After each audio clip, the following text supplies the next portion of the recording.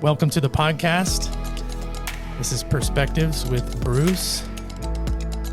We're really glad that you joined us. This is a place for conversation, for unpacking cultural and faith perspectives.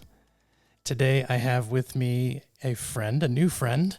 His name is Onisim Zerneskow, and I'd like to just jump right in to this conversation and welcome Onisim. Welcome to the podcast. Hey, Bruce. Thank you very much. I'm really glad to be here. Is this the first podcast that you've done? Yes. Okay, it's my second, so relax. We are there. Yeah, it's really great to have you here. We've only known each other for, I think, maybe 3 months. 3 months, yeah, maximum. Yeah. We came over and Bill, one of our board members, when our family was planning to relocate after the war started, and we heard about this Christian camp, and we were just looking for places and spaces that maybe we would be able to join and participate with different ministries in the area. And we took a little trip outside of Cluj, and in the middle of this mountain range, we ran into this Viking-looking Romanian man's man out chopping wood. No, we ran into Onisim, and it was still cold. It was still winter. Yeah, it was still winter. And we knew right away that we felt like God had connected us to somebody in the kingdom that was just serving away, doing some neat things. And so we want to just hear a little bit more. I do, sure, and I think some of our listeners as well. Who is Onisim? And that will lead us all the way towards maybe some projects that you're working on right now in Cluj that are really interesting from a missional perspective. So, Onisim, take us back. Tell us about your childhood, because I know it's an interesting story. Yeah, it's a different one. It's obviously not a usual one. I just born in a large family. I have 15 brothers and sisters. We are 10 boys and 5 girls. And that was a real adventure. I mean, I call it myself, because we are not this type of child, very nice and quiet. I call it a little jungle. Yes, 10 brothers, 5 sisters, and you were living in Bucharest, is that correct? Yes, we live in Bucharest. So by the time I was born, we are still under communism. Was Ceausescu as leadership of Romania. And I remember my father we just lost our house, because we were already 13 and the house belonged to somebody else, because by that time government took houses from people. And then we are they just take us out of the house. So 13, there was 13 of you at that time? Yeah. And the government decides that you needed to move. Yes. Wow. And so your parents, I can imagine it was not easy trying to find a place. No. 13. No, I remember very little. I just remember that my father said, hey, we are just out of house, so we may gonna end up on streets. So we gotta prepare for this. How old were you? About 4 or 5, from what I remember. Okay. No, very little. In your family of 15, where do you rank? I am number 5. Okay. So I have 10 younger and 4 older. Okay. Yeah. Now, just as a aside, is that a normal size family for Romania? Were you very unique? Now we are unique, actually. In our community, by the community that my father belongs, a Christian community, that was the normal by that then, but still were 5, 6 children. But 15, it's a little bit different. Were you Catholic? No, they were evangelical church. Okay, so even during that period, there was an evangelical church and movement. Yes, right. Yes. So tell us about, now you obviously found a place to stay, or your family did eventually. You're here. Yes.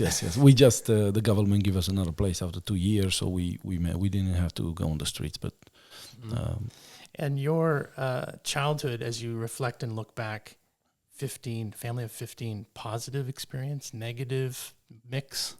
No, was mixed, I can say, but more positive than negative. I remember these nice moments. We had inside belt in the house where we had to, when the food is ready, just the bell ring and everybody go run to the table, to the dining room. And I don't know if many people remember, but there was once a movie with Beethoven with these dogs, San Bernard dogs. Okay, yeah, Beethoven. Beethoven, Yes. yeah, Beethoven movie, and they have puppies, and somebody comes in, Yeah. and they just call the puppies, and the house start to shake because the dogs are upstairs. Okay, yeah, you were the puppies. Yeah, and that's the way the sound is when this inside the ring bell called for dinner. Yeah. You could hear the whole house shaking and the wooden stairs. You need to get there before the food is Yeah. gone.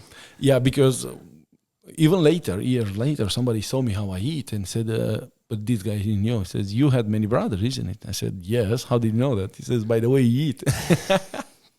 I was still used to eat fast because the food is finishing. Yeah, I think, I can't wrap my head around that. And people think that we have a large family, but that's, 15 children.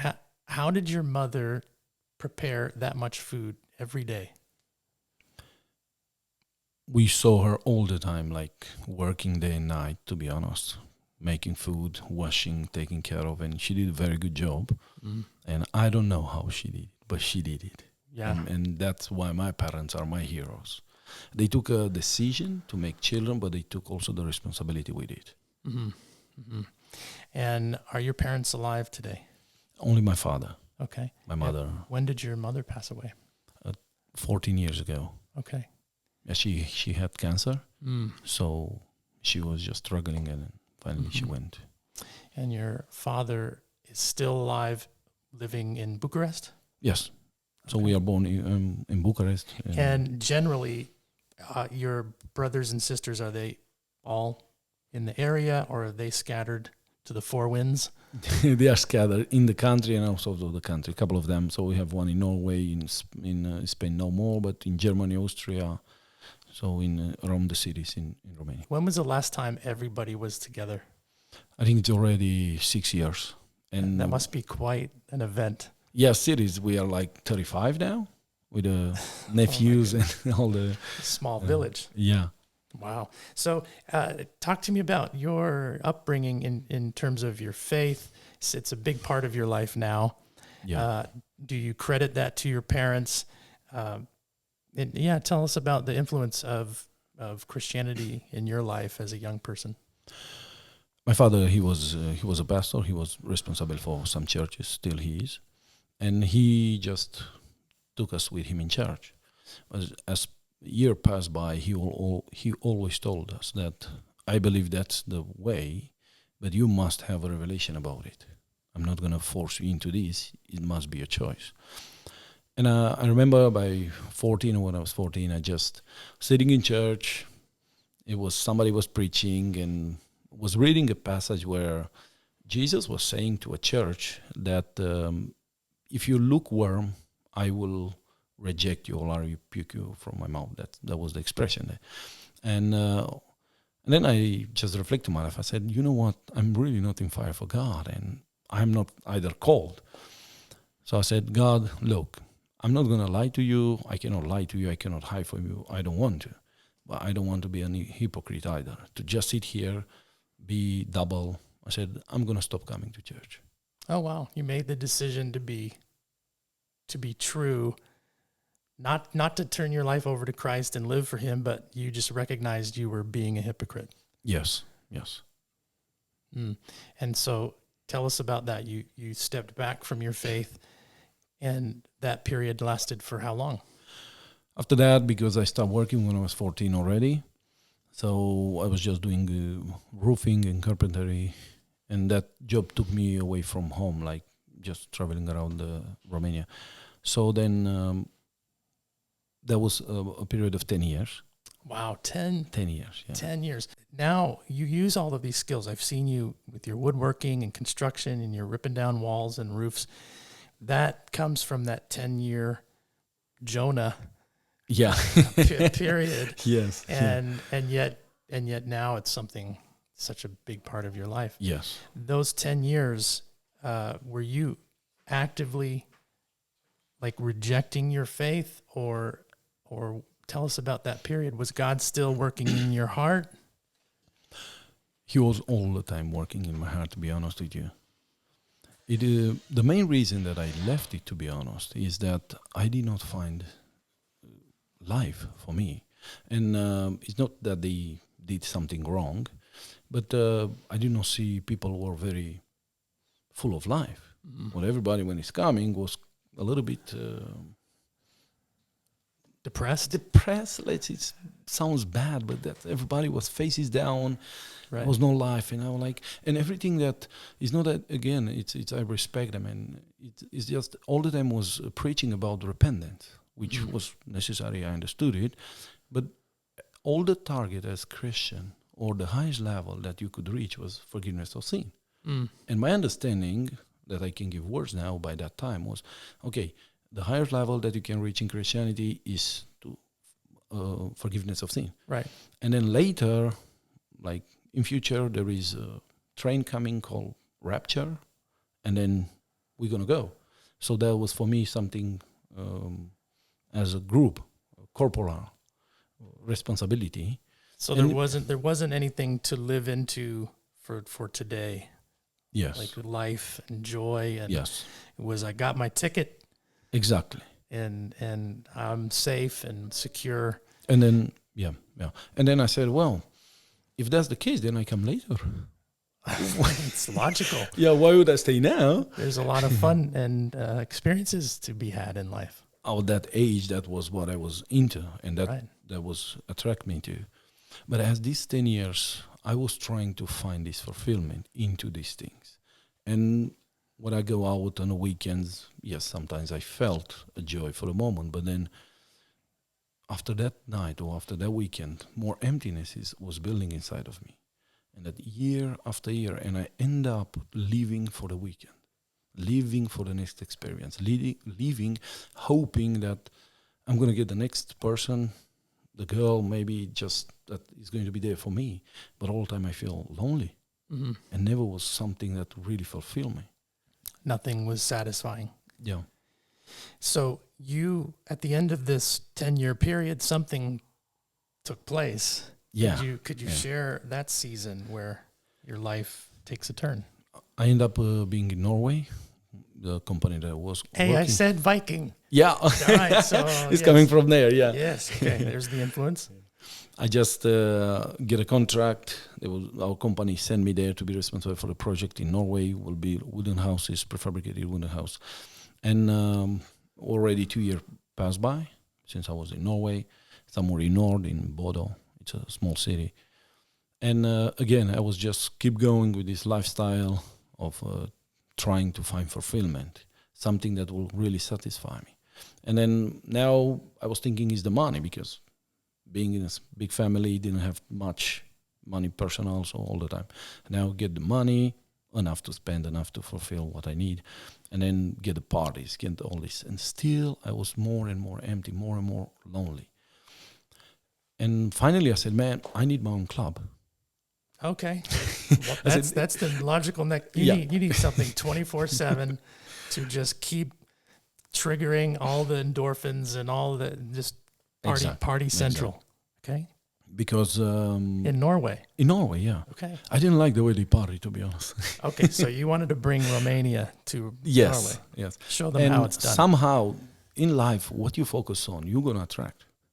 It's just a principle. And once I just met a friend, he had the location, he didn't have the time, he had the money. I said, hey, that's the plan. We're going to do this. And the guy, whoa, that's the guy I'm looking for. So then we start planning this. But at one moment, I was just alone in one room.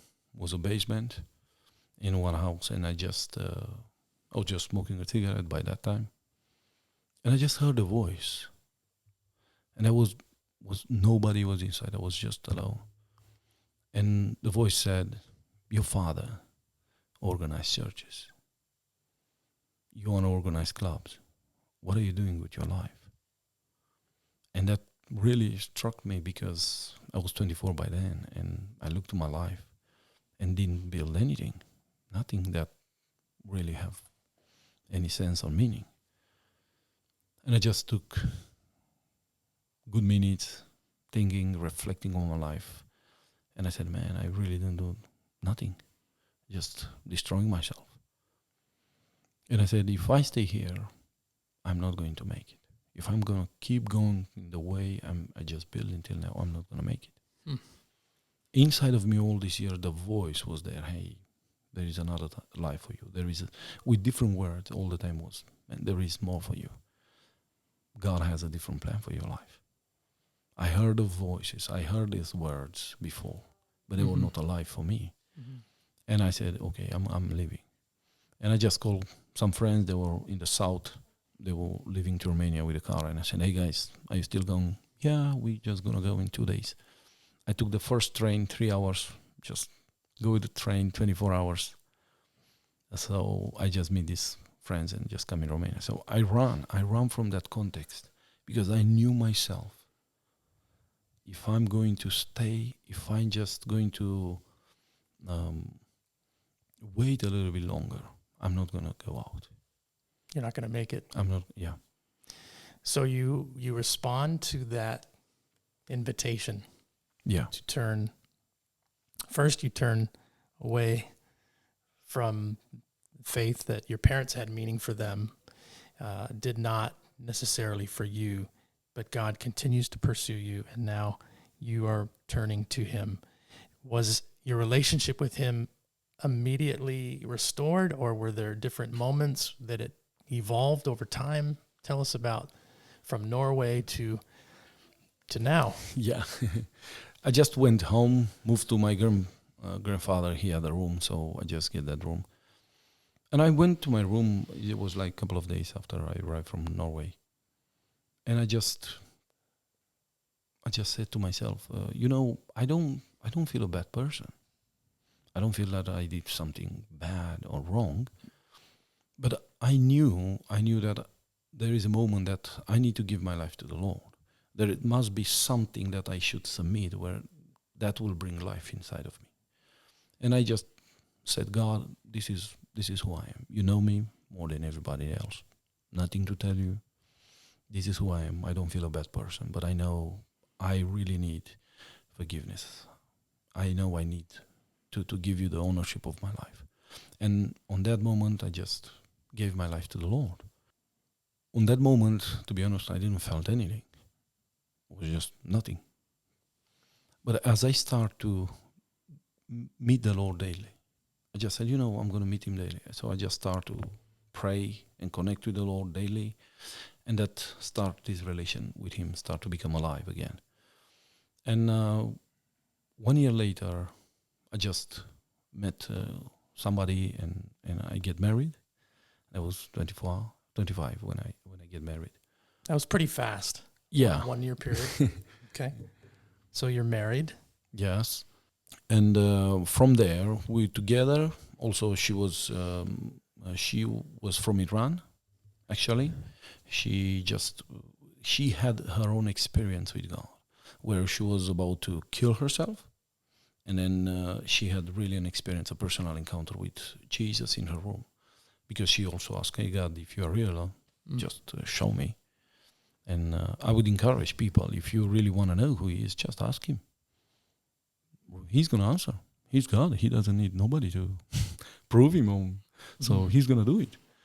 And we just met, and then we just moved. We came from Bucharest. We just have the invitation to visit ministry or work among Roma people somewhere in Reghin, a city in Romania. Roma, for our listeners, Roma are gypsies. Yes, gypsies. And so you got an invitation and you start serving together as a newly married couple? Yes. We start to serve there, and there was a whole team foundation working there for many years. My wife, she just get pregnant. And shortly after that, on the 4th month, she lose the pregnancy. And that was quite the first shock. Until then, we had really a lot of fire, a lot of emotions, positive season. Yes, we are doing very good. And then on that moment, when she lost the baby, things start to change into a direction that I didn't saw it coming. I didn't realize what it's going to be, and I was not even prepared, to be honest. And the next year again happened again. She had another pregnancy. She lose it, and then the third one. So after 3 pregnancy already, in her life somehow a connection between her and God just broke, and that started a little bit disappointing in her life, and not much on me. Let's say at that point, I understood that sometimes things don't go the way we expect them. Couple of years from there, we receive invitation to go to Africa, another contract there in Africa, and I was hoping there to be a little bit restoration, because in the family, in our relation, things start to kind of there's a lot of stress and hurt and brokenness, and you're moving on into more projects. And my mistake was that I was just, because this is my character, this is the way I am. I'm just going all the time on new projects to start new works. I've recognized that about you. Yeah. And I'm stepping sometimes too fast into things. I see them, I see the need, and I just, hey, we can do this, and I feel that we can do it. And it was not about that we cannot do it, or I cannot do it, but wasn't the time. And that, my mistake was that instead of watching, hey, where she is, because if she's not in a steps with me, then she's going to stay more and more behind. And I did not realize this then. And that produced more brokenness in our relation. Wow. So you've been to Norway. You're kind of a multicultural Romanian. So you've been to Africa and Norway. And then after those 2 years, obviously things did not go well for the marriage, and you ended up getting a divorce. Yes. And that was when you came back, or while you were when there? When we came back from Africa 1 year later. So we just tried to, but then. What are the things that you feel God did in your life during that time to grow you, prepare you? Because you're still impulsive. I still see you take risks, but obviously you learned some things from those deep valleys. It's where we learn and grow. In leadership development, they stress you look at over the lifetime of a leader who finishes well, it's not the valleys. It's not the mountaintops, the exciting times where we grow. It's in the valleys, in the difficult times, if we're able to process and unpack and learn what we got from that, so we don't have to repeat it. What are some of the things you could share going through such a hard time in that season that has formed you? The first thing I understood that the God of the valley is also the God of the mountain. So he's the same. He's never changed. So just because I go through, my emotions are going to tell me something else, but he's the same. And the other thing that I learned is, when I want to move on, when I see opportunities, I need to see where the rest of the team is. In my case, was my partner, or if there is a team, where they are. So I just need to wait and be together. And while I'm waiting, the first feeling is like, okay, well, I'm waiting on them, and what am I going to do? But if I'm not in rest in the place where I am now, I'm not ready for the next step either. And the next thing is to never leave a situation where you don't have victory. Because the mistake that I did is that if in a situation or a project that we start, things begin to not be that... with relationships. With the relationship and all, then I would immediately start to look for another one. And then start over. To start over. And I learned to just... value people. Yes. That's so good. And I think in our 20s, in our 20s and 30s, as we have all this energy and we're very idealistic, especially leaders who like to take risks and are able to like pull together teams and do projects, we can get the adrenaline of that can be like a drug. Oh yeah. Yeah, and it's because it's exciting. You see, okay, Yeah. there was nothing, now there's something. Or wow, look at we built this and now it's being used and it feels great, and you want to move to the next thing. A little bit like alcohol and drugs Yeah. can have the same effect. And if we're not careful, we're actually not even being present and aware of the people around us. And isn't that a heart of a shepherd, to know the condition of the people around the sheep? If you're an actual shepherd, you care about, you're not just, hey, let's go to the next hill. There's a care, and that is the heart of our shepherd, who will never lead us too fast. He won't take us into places because he's got a job to get finished and we better hurry up and keep up with him. He's aware of our weakness and our need for pace and for time. And so that's a really good thing for you to share. Thank you for sharing that for those out there that are maybe in leadership position and you're tempted to just push towards the end. And when something goes wrong, start over, get a new group of people, get a new project, get a new logo, start again. But the heart of God is people, is love. Yes.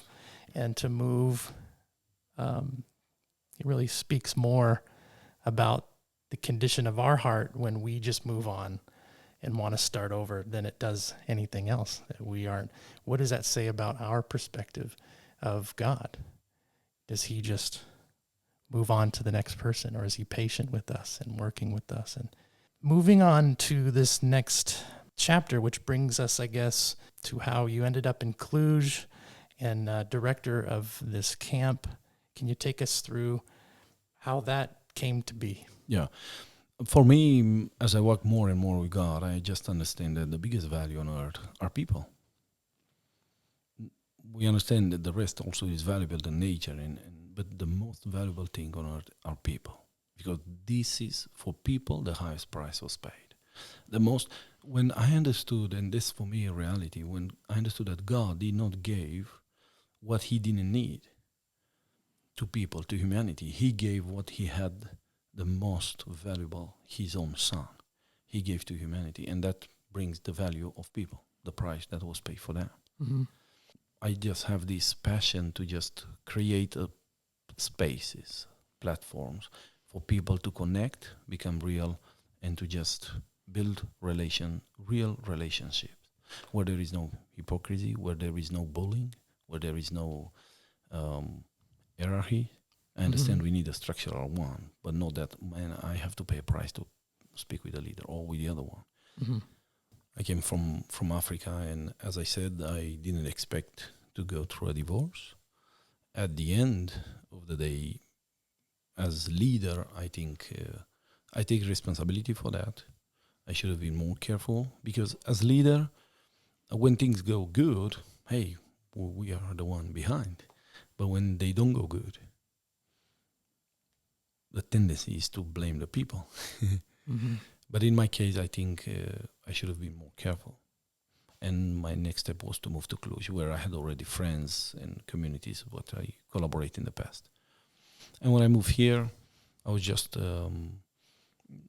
having a good time with the friends. And somebody asked me, hey, what is your vision?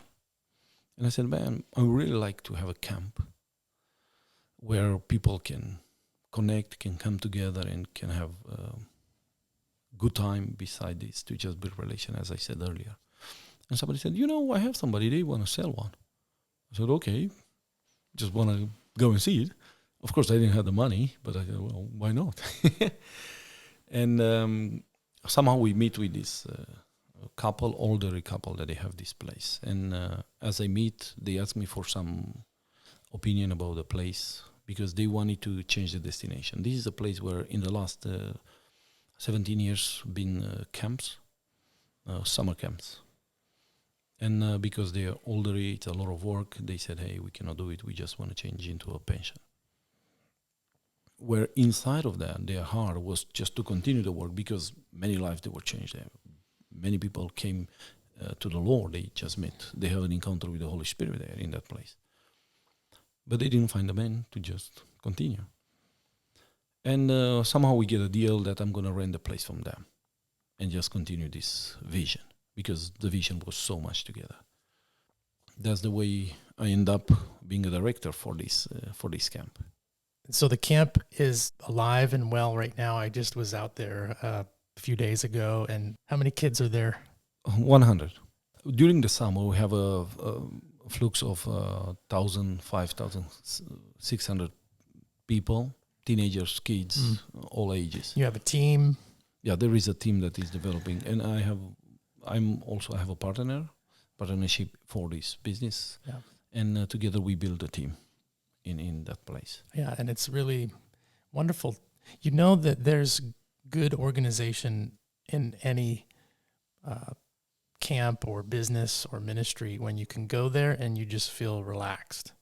Yeah. So, and each time, I'm sure there's a lot of problems and there's some there always is, going on within teams. That's how life is. But to go out there and just feel not just see the beauty of the mountains in this really wonderful camp, but just see that things are working and just commend you that you're doing a great job from an outsider's perspective. It's like, thank you. Wow, it's not chaos and there's not angry people running around. It's working. Yeah. So if you can take us now from just starting a camp, you have all of this vision at the camp, projects, ideas, and yet you end up renting a place in the center of the bar district in Cluj. Cluj is about 500,000 or 400,000 people, and a lot of college students and universities, and they have this huge arena. And so there's a lot of things to do, and there's a lot of bars and clubs. There's this one street. If you walk down it, there's a video that we'll post on this podcast, and you can take a look at this street with all the different bars, and you find a place and lease it for a couple of years. Yes. Tell us about how that happened. Okay. I like to evaluate my life once, 6 months at least. And I just look back and I said, how is my relation with those who don't know God? And I just observed that I'm here in the bubble. We have a good program. We have a good time. There is another world out there speaking a different language. And between us, it's a gap. And yes, sometimes one of those people come in and we celebrate that. But I said, God, that something must happen. I just want to really be that bridge if it's necessary. As I was praying and thinking, the Lord, what can I do about it? I just heard this. He said, change the method, don't change the message. And then I just felt to go and rent a place in a city. And when I was just looking for a place, I didn't know about the streets. I didn't know about that. In the end of these streets, there is this students' campus, around 2,000 or 3,000 students. So I just saw the place. When I saw the place that it's in the streets of bars, I said, that's the place. That's the place. Mm-hmm. So you found this place along this bar district, this old bar. It used to be called Coyote. Yes. And it had been closed. Romania had gone through COVID. A lot of things had closed, not reopened. And this was a place that was available to rent. Yeah. You didn't know anything about bar district. You'd left the party scene. Yes, definitely. So you're too old. No, I'm not old at all for a party, but not that kind of party. Obviously, it's not the atmosphere where I find myself being. So that's why I don't do that. But you had this desire to get out of what you call a bubble. Yes, which is really the Christian subculture, where we have our own language, our own music. You find your group of friends, your church, you're part of the club, you got your ticket, and you're not engaging and interacting with the world that Jesus loves. Yes. Right? And so you are Onisim with a heart to create space and engage with the culture around. What's your plans moving forward? I still believe that the solution for each person is Jesus Christ. I still believe that each person needs to have an experience with the Holy Spirit, because that will change the whole perspective about God. Because as I start speaking with people, I see that they just have a negative image about what it means to be a follower of Christ. And this place is going to be a place where we're going to help people to have an encounter with the Holy Spirit through connection, through one-to-one conversation, where we're going to just have different projects, and that they can see us who we are. We are not just some people having a program, we applaud, and then we go home and just take off the mask. That's not who I am. Mm-hmm. And that's because I have a real walk with God, daily walk. And this is going to be the place for. You hope to be open this fall? Yes. For the students that would return? 1st October, students are going to return. And until then, we already start to meet a couple of us to just start to build a team, and that they can understand the vision. They can understand that this is something a little bit different. Mm-hmm. Or a lot bit different, especially for the religious community. Do you expect some pushback? Do you anticipate the religious community not understanding what you're doing? Or do you feel you'll find encouragement and partners? I think I'm going to find both. Yep. Yeah. I'm new to Romania, so I'm unsure of the climate here. I know in other Slavic, this isn't Slavic, but in other places where we have been, communism did such a damning work on the church that it gave it its own little sandbox, its own little space to do their services, do their thing, but like have no interaction with the actual culture. So you are stepping out of those subcultures, and you are trying to be salt and light. The basic concept that Jesus, when he walked this earth, gave us to be the city on the hill. Yes, and to be the I place. relate a lot with that, actually, very much with that verse. And for me, many people ask me, why that location? I said, why not? Jesus, it's in the middle of these people. Whole message of Jesus, come to me as you are. So if I'm on drugs, I'm struggling with substance abuse, I've got tattoos, and I see the light on at this place, I'm welcome to come. More than welcome. More than welcome. That way we are there. You're there to change me. No. I tried. Sometimes I end up trying to change people, enforce the change. And that brought more and more distance between me and them. More resistance. More resistance, yeah. And I cannot change anybody. And what to change them mean? Mm-hmm. I know myself. Mm-hmm. So I don't want people to be like me. I have my good parts and my negative parts. So anyway, I am not the solution. Mm-hmm. But I do want them to connect them with the one who is the one, with their creator. So you have experienced the perfect love of the Father to such a degree that you realize that God already knows their problems. Yes. Already knows their addictions and their fears and their anxieties. And see, this is something that is difficult to explain just with information to the church. It's like, there's a good side of wanting to be insulated from the effects of the world, and you think of all the things that young men are struggling with pornography and all of the hatred and violence we see and through the media, and then you've got drugs and alcohol and all of these other things. To be insulated from participating and letting those things destroy you, of course, be free from those things that destroy you. Yeah. But the mission of the Father was to send the Son into the world, and then Jesus rose from the dead, according to Scriptures, and sent the Holy Spirit for us to continue the mission of the Father, which just hasn't changed. Well, the Holy Spirit spoke to you and said, don't change the message, just change the method. You're committed to loving people, experiencing love first, and then letting that love transform us in such a way that we can become love. Yes. Become the love of the Father as the people who follow Jesus. Yes. And yet the church has this reputation of being just the opposite. Fix yourself first. Yes. Dress better, then we'll accept you. Think these thoughts first, then we'll accept you. Come every Sunday, give, then we'll accept you. Stop that activity or that habit, then we'll accept you. But that's the opposite of the love that you have experienced. Yes. Yeah. And that you want other students to experience. Yeah. The church should be your biggest cheerleaders, praying, Yeah. sending volunteers, and just uniting to be light and salt in Cluj, not in buildings on Sunday morning.